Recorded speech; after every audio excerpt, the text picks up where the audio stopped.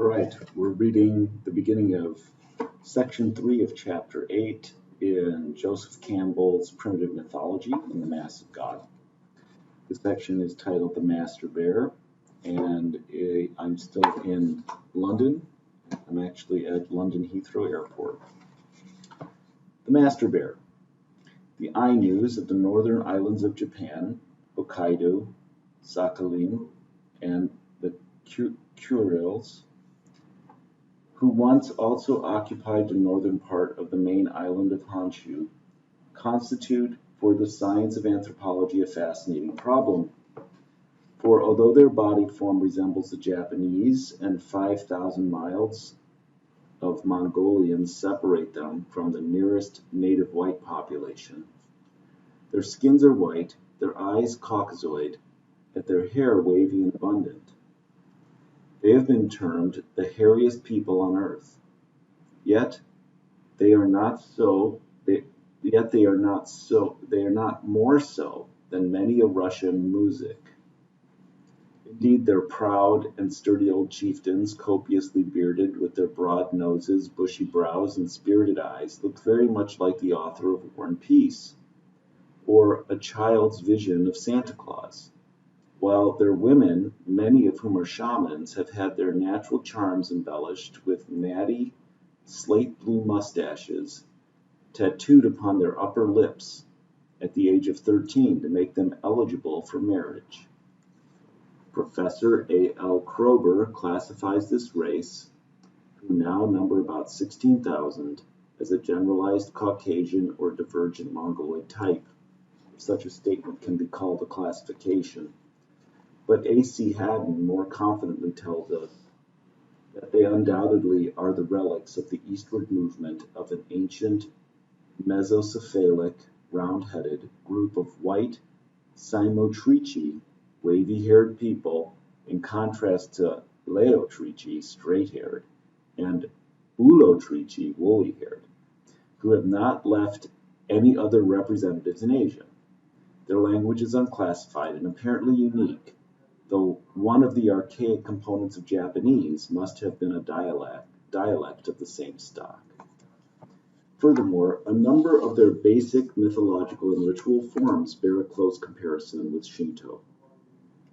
The Ainus are a semi-nomadic Paleo-Siberian fishing and hunting people, but at the same time a Neolithic planting people with a wonderful idea that the world of men is so much more beautiful than that of the gods that deities like to come here to pay us visits.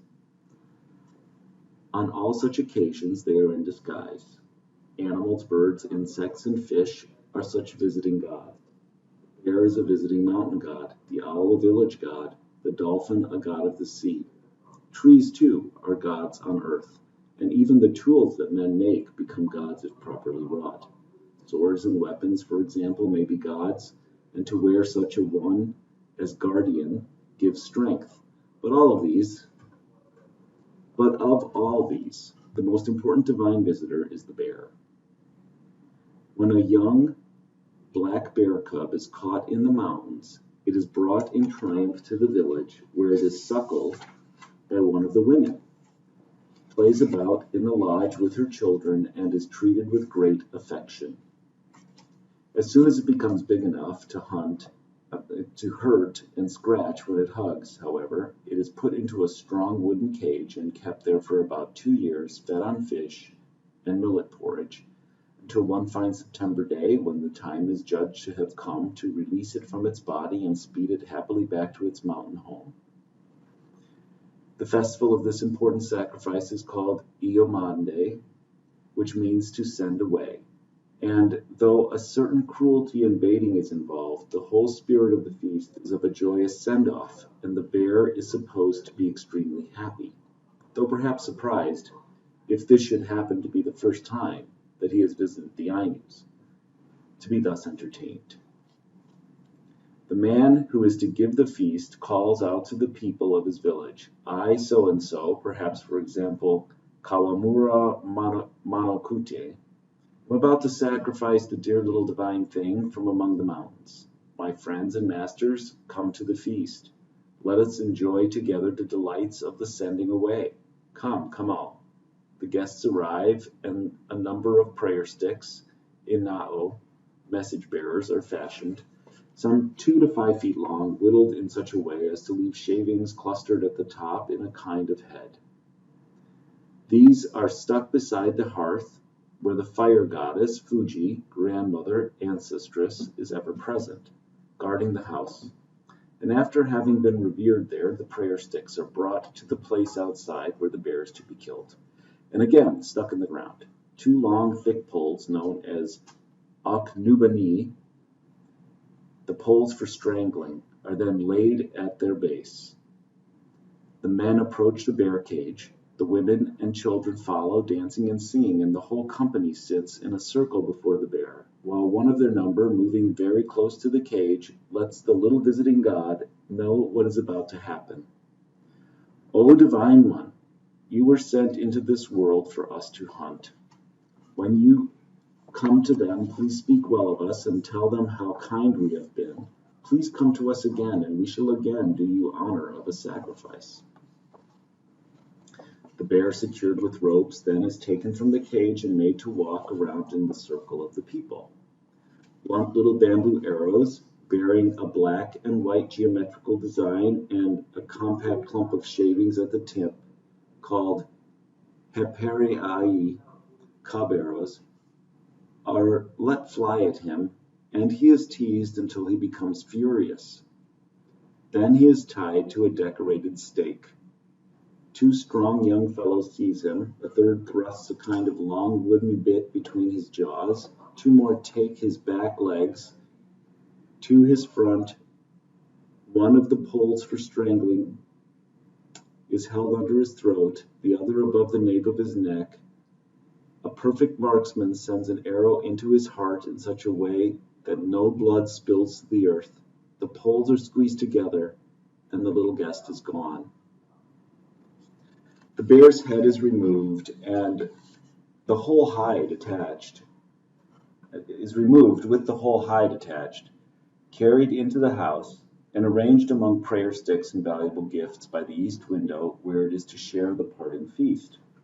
A succulent morsel of its own flesh is placed beneath its snout, along with a hearty helping of dried fish, some millet dumplings, a cup of sake or beer, and a bowl of its own stew. And then it is honored with another speech. O little cub, we give you these prayer sticks, dumplings, and dried fish. Take them to your parents. Go straight to your parents without hanging about on your way, or some devils will snatch away the souvenirs.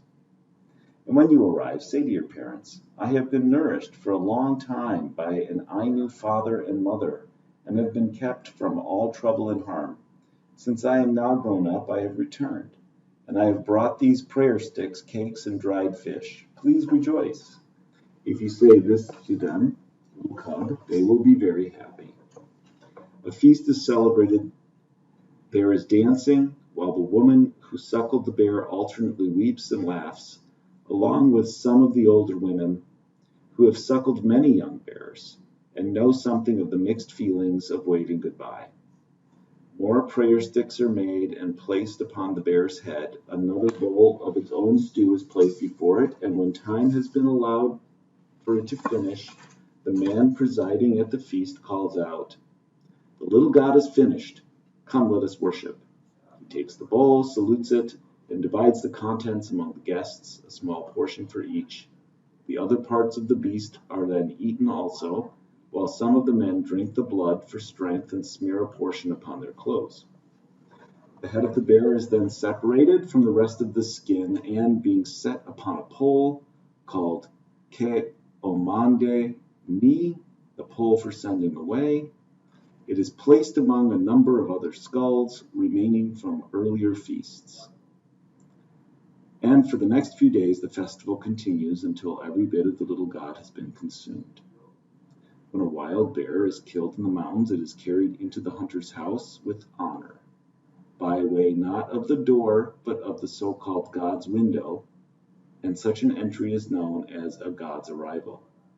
The old goddess of the fire, guarding the fire in the center of the house, is thought to have welcomed the guest invisibly from afar, And the god and goddess now talk together by the fireside all night. The people sing and play music meanwhile to entertain them while they chat. And the next day cook and eat the bear with gusto.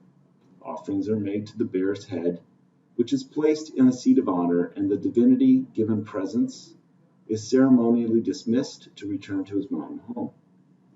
In this goddess of fire, Fuji, the ancestress and protectress of the house, we have a counterpart in some way of the goddess figurines found in the dwellings of the mammoth hunters, for they too apparently were the guardians of the hearth.